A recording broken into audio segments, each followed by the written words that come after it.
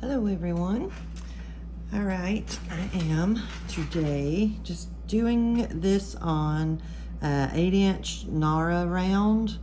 The NARA Synthetic Art Paper is one of my favorite papers that I use. I have not tried these three colors before. I've had these for a while and I just have not been painting, as many of you know.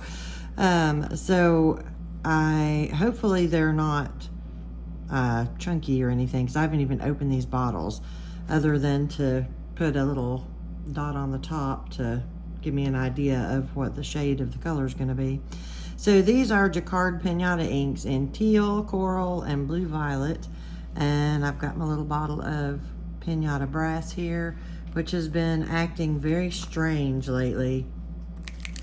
Don't understand what happened with this bottle. It was working fine at first, and now it's just sort of started sinking for the most part. It's not floating good and giving me those little gold veins in the paper like I want it to. So we'll see. This is 99.9% isopropyl alcohol. Got it from Amazon. I have found that Amazon is the best place to get alcohol from. You can get it, you can get up to gallons at a time if you want to. I wouldn't really recommend that unless you're doing some really big and really frequent painting.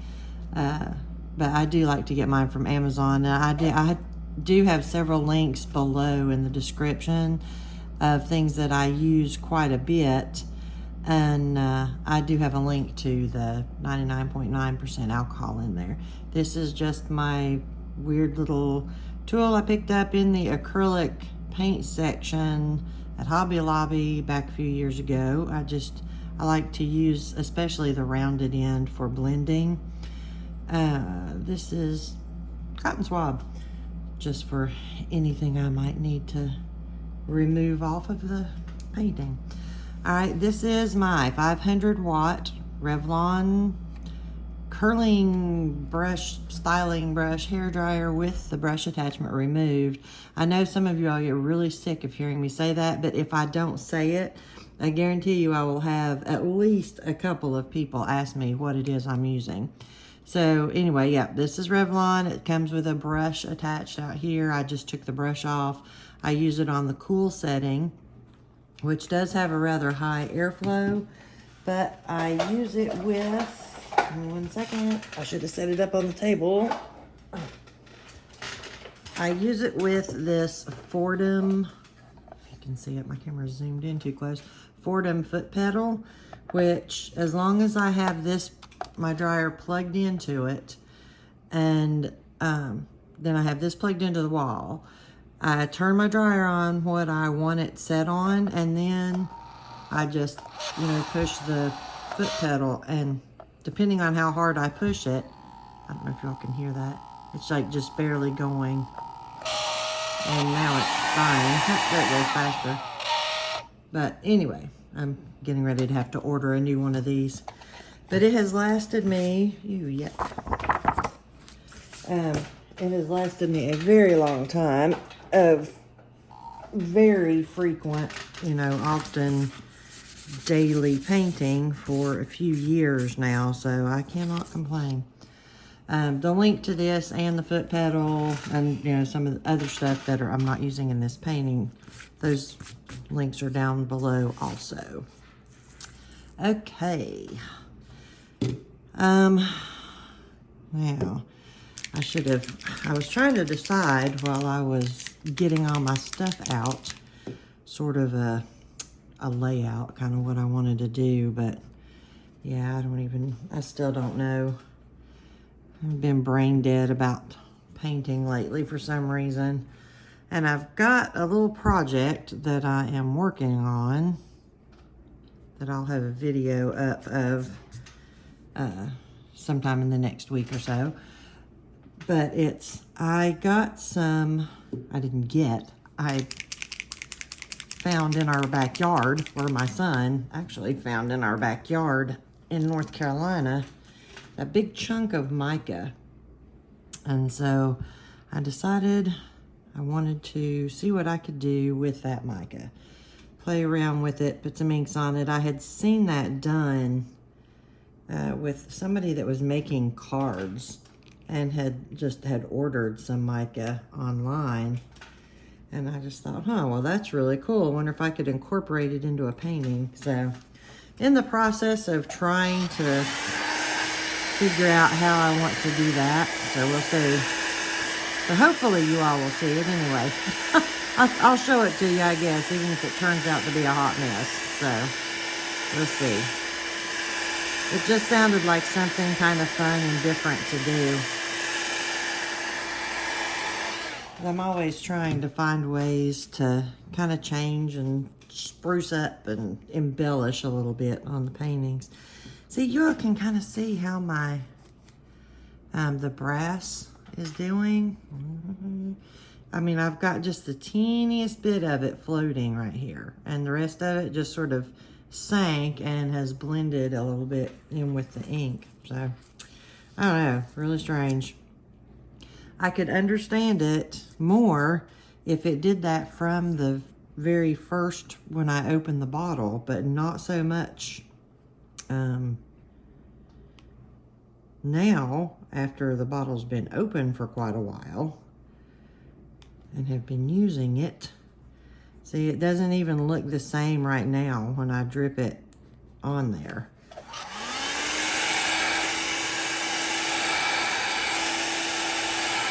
And it's not an old bottle, because I actually had to get some after we got out here to Washington. So it is a newer bottle.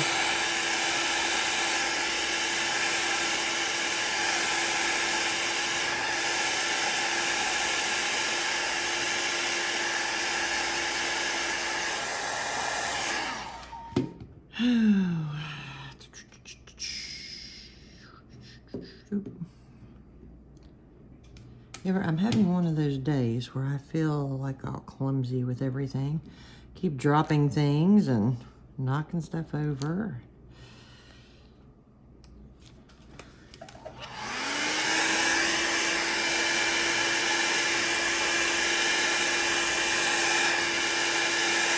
One of the things that I do like about the NARA is that it does not stain like Repo does.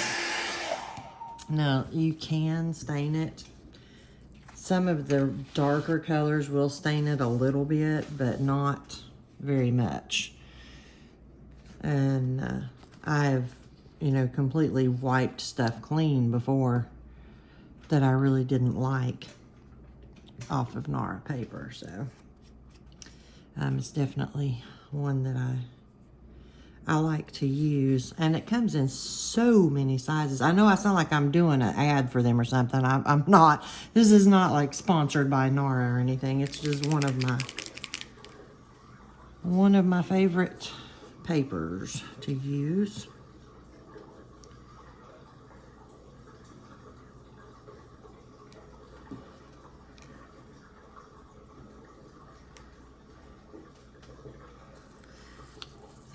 This is the first time in over a year that I've even used any Pinata inks other than the brass. And I haven't used these colors at all, like I said. I think this was from the Exciter pack, maybe? I can't remember.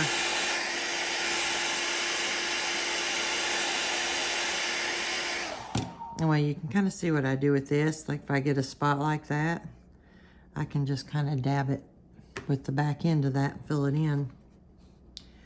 Well, I'm already not loving this.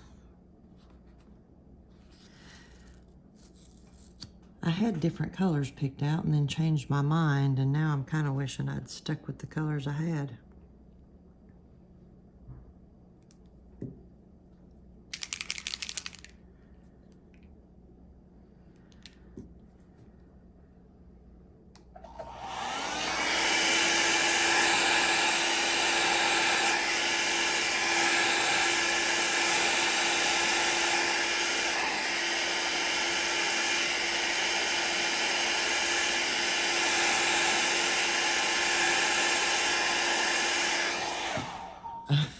I'm not used to working on paper this small. I was out of the 12-inch round, so I just got this 8-inch one out. I'm kind of struggling with how small this one is. I keep running off the edge of the paper. So you can see right now I'm just kind of putting some down. And 2 grips. I'll go back and kind of blend this and kind of wisp it out a little bit shortly.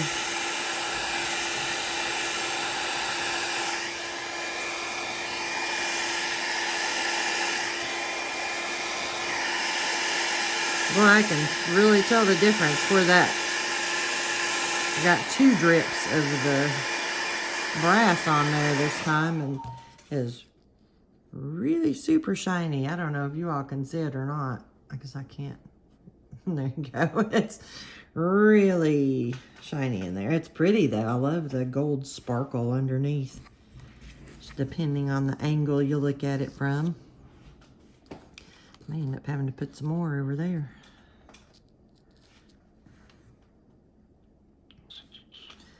Yeah, let's do that. Oops, I didn't mean to get 2 there either. Gonna just do 1 more there to kind of blend it in a little.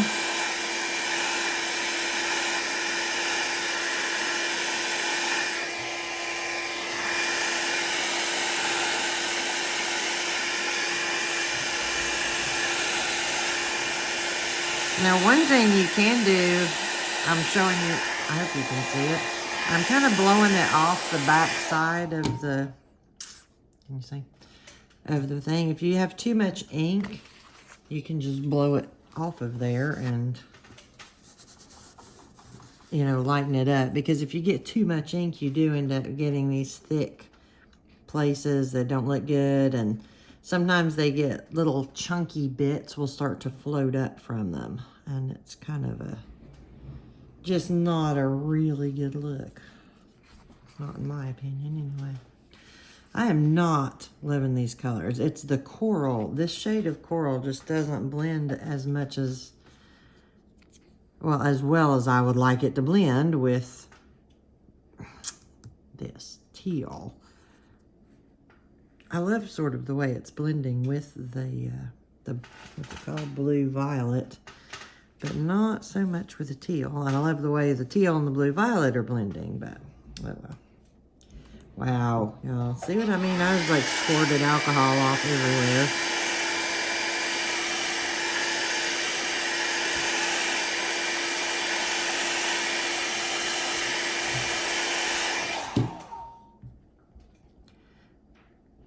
So just trying to get some of that right there where it was leaving little spots I didn't want.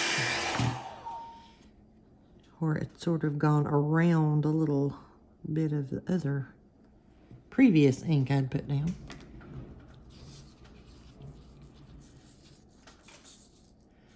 This is a different time of day than I usually paint here, and the light is weird. I've got so much reflection coming up that I'm kind of struggling to see my paper.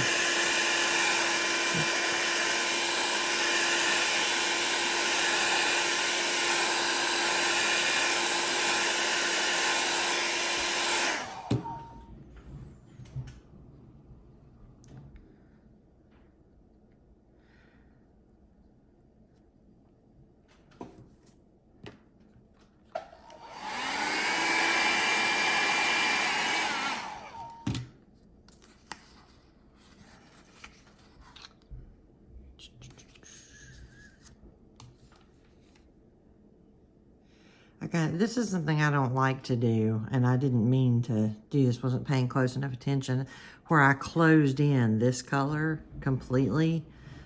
It makes it a little trickier to blend without losing all of that color. So, I mean, you can do it. It just, for me, it makes it a little bit tricky. Because trying to pull that color out enough to blend it in with the other. So you see what I'm kind of doing here instead of, I hope you do. Wow. I'm pushing the front color back instead of pulling that one out.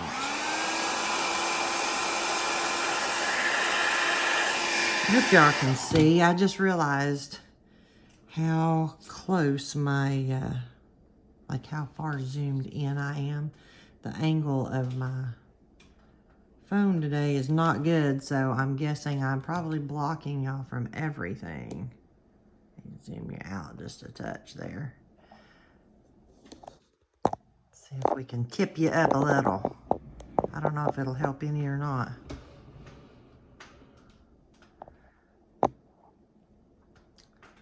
So, well, you're gonna have a very big, like just dark section to stare at now.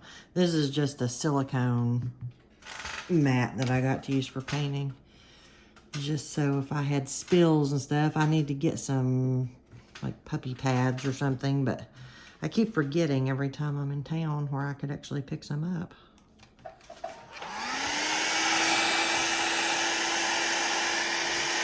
I hope that's a little bit better for you all to be able to see now. But part of my problem is if I try to angle the dryer where it's out of your way a little more, then I am going to end up blowing ink all over the place where I don't want it. It's one of those, if you all are new and haven't seen one of the videos yet where I talk about it, you always want to keep your dryer close to the paper. I mean, like, I can't tell if you can even see, but I mean like close to the paper. You know, like maybe at the most like a ½ an inch. And you want to, like at the most up. Like you want it between maybe $1/4 of an inch, ½ an inch, sometimes even closer.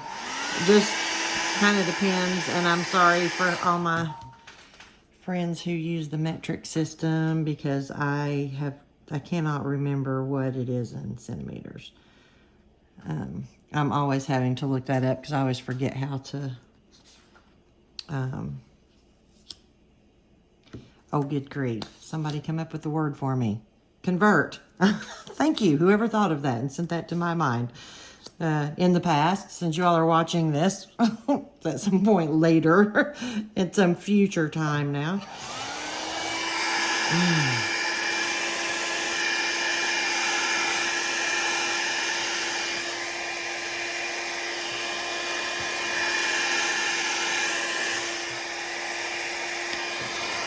And remember to keep that wispy edge.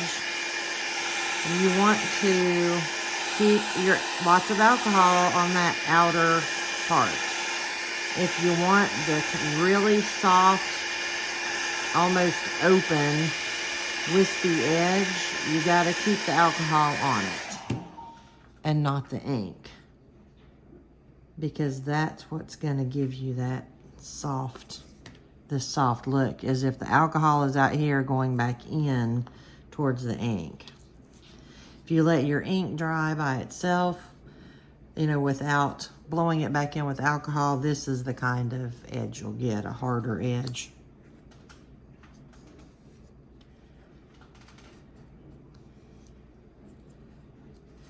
Sorry, I'm trying to find an angle where I can actually see what I'm doing for the reflection of the light on the paper.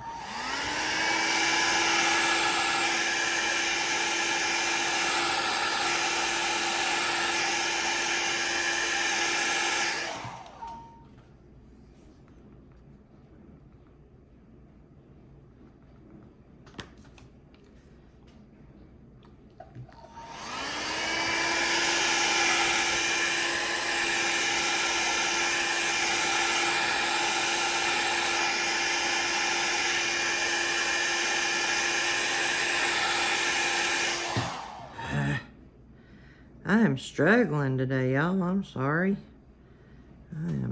Got those little fingers of ink. I think it's where I'm leaning oddly to try and see the paper, and I'm not paying enough attention to where my dryer is positioned. It's causing me problems.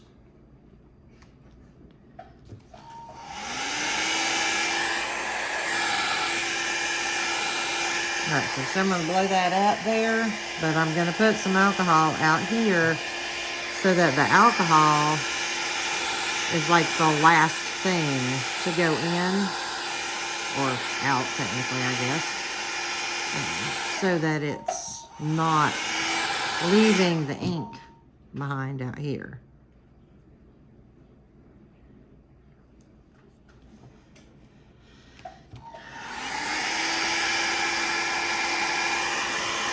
And now I do have my dryer held up a little higher right now because I'm trying to dry that spot some without moving it too much.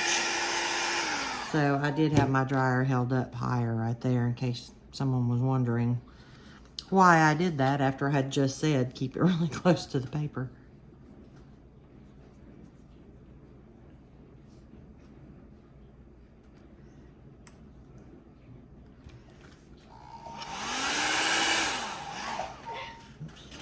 Sorry, my foot pedal's about to get away from me down there.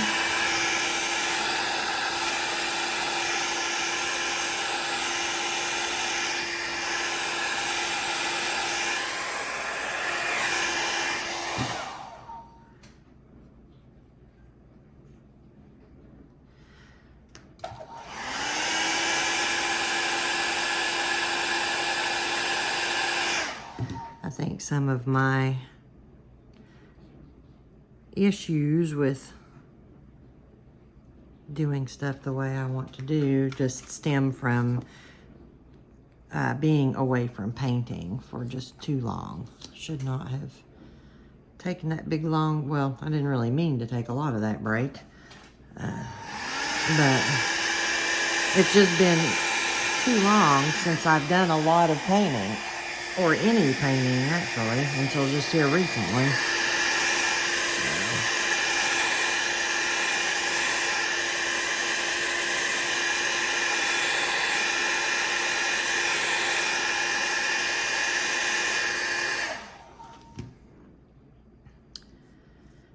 Now, I don't know if you all can see, most of the time I tend to dry my ink completely before I move on to another spot, but this time I'm kind of leaving some of it, just partly because it's so thick that I want it to naturally kind of spread just a little. That the Pinata inks are very pigmented, and so I don't even know exactly how to, they tend to thicken up easier just because there's a lot of pigment in them. That's the only thing I can figure because I don't really know, I'm not a scientist. But when you add the brass to them, it especially does get very thick. And it gets hard to move, especially in any type of smooth manner. So I do tend to kind of let that dry a little more on its own than I normally would. Some people do that all the time, just let it dry on its own all the time, but I tend to get mine pretty dry before I, take the dryer off of it.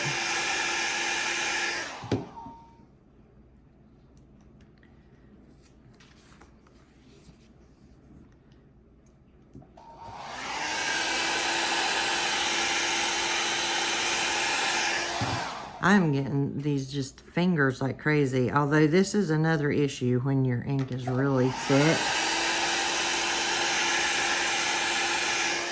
And my paper keeps blowing up. That's not helping me any.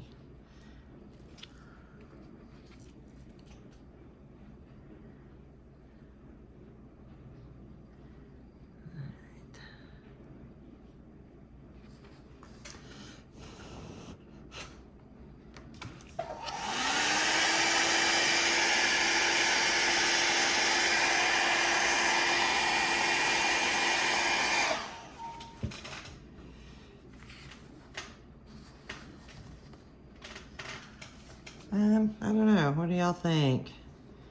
I mean, I kind of like it just the way it is. I feel like it, I don't know. I feel almost like something more needs to go in here or maybe come on around a little, but I don't know. I think I'm just going to leave it as is for the time being anyway, and not mess with it, because knowing me, if I mess with it, I will mess it up.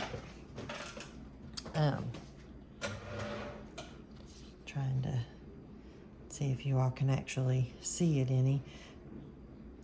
I mean, you can see how the brass did in this. I have got pretty much no lines from the brass in this painting. It almost entirely, where you see these shiny spots, that's just where the ink is still kind of tacky, but because it's really thick in there. But almost all the brass just blended in with the ink, which is really pretty. I mean, I love it when it does that, but I would prefer it would do that and leave a little bit to make some little veins on there. So, well, not loving the colors very much. I don't like this much at all. Debating. I don't know if I can stand to leave that alone. It's not, it actually looks worse on my phone that I video with here than it does in person.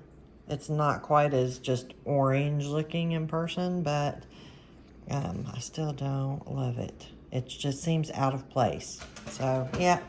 Okay, sorry for those of you who are really hoping the video's over. It's not. I'm going to see if there's anything that I can do with that, because I do not like that. The more I look at it, the more I can't leave it. Let's see what we can figure out here. And the problem is, when it's this thick, the more I mess with it, the worse looking it's going to get where the thick parts are, because it just is not going to move good, and it's not going to be pretty. Not in my opinion, anyway.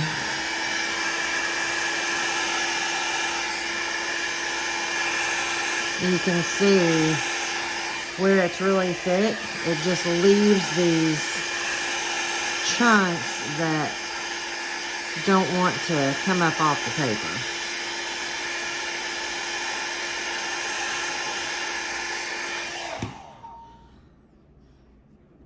And so you can take something like this and kind of, as long as you've still got plenty of alcohol on your, over top of it, you can get some of that up, kind of reconstitute it in there. But wow, this one, I'm getting really frustrated, so I'm probably just going to end up making it worse because I'm frustrated with it. And that's what happens when I get frustrated. I stop being careful enough.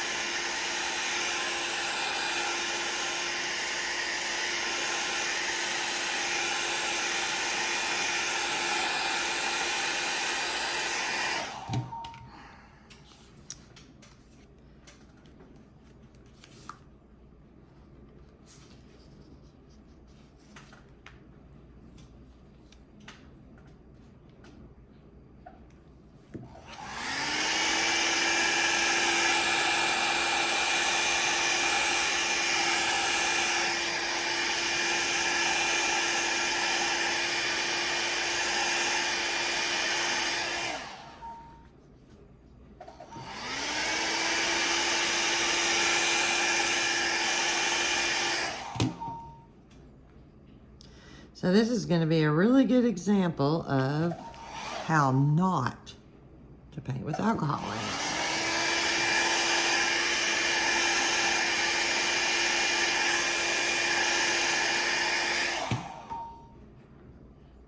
This is just massively yuck to me.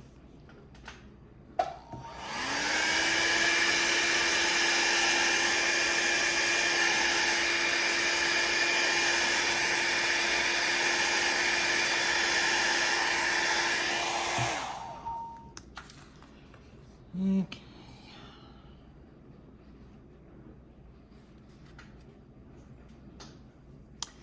There are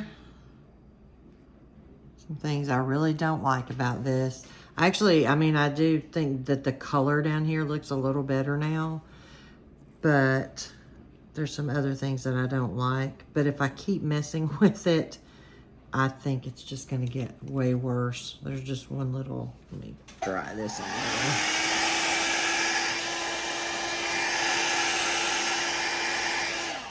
I feel like I need to blend this now because there's, I don't know, to me, it looks out of place now because there's just not really, I've blended so much that there's none of this just color left very much. So I'm just gonna try to take that up a little and then back in.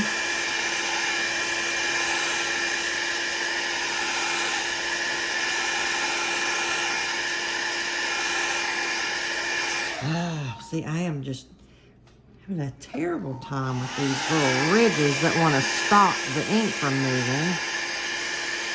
It's driving me batty.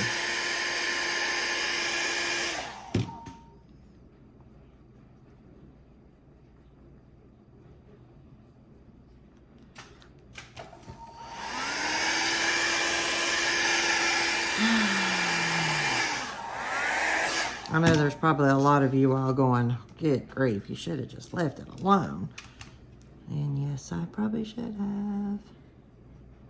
But that's never been one of my strong suits. Just leaving stuff alone. Okay, so I gotta stop on that. I wish this was blended a little more, but this right here and this right here is super thick.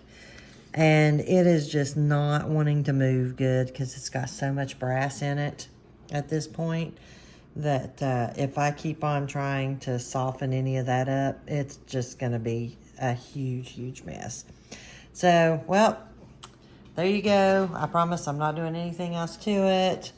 And, you know, it's not completely hideous, but it's definitely not one of my favorites. I made a lot of mistakes on this one. And like I said, I think my biggest mistake was just getting in too big of a hurry. I wasn't being careful enough. So, all right, but there it is. You can see, hopefully the next one will be, well, I don't know if the next one will be any better or not, because the next one's going to probably be the one where I do the mica, and I am very unsure of how it's going to turn out right now. So it may be a hot mess and another example of what not to do, but we'll see. All right, well, I hope everyone has a great day, and I do hope you learned something from this, even though it wasn't one of my better painting attempts.